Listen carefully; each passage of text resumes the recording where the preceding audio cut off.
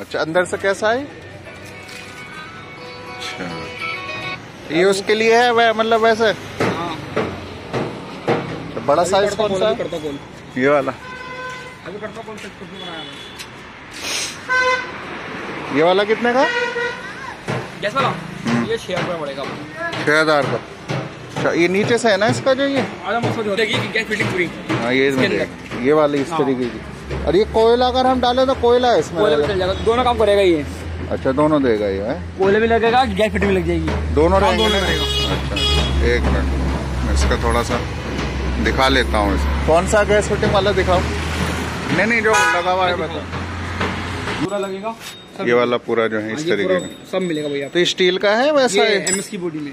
अच्छा, एमएस वाली बॉडी इसकी है। अच्छा, तो इसके साथ अटैच हो जाएगा वो जो आपने दिखाया वो? अच्छा, ये अच्छा रहेगा, मजबूत रहेगा ना? ये बैंडी वाली पाइपलाइन है, मुड़ी पाइपलाइन है। पीतल है ना ये वाला? तो ठीक है, 6,000 का बताया है। हाँ जी भैया।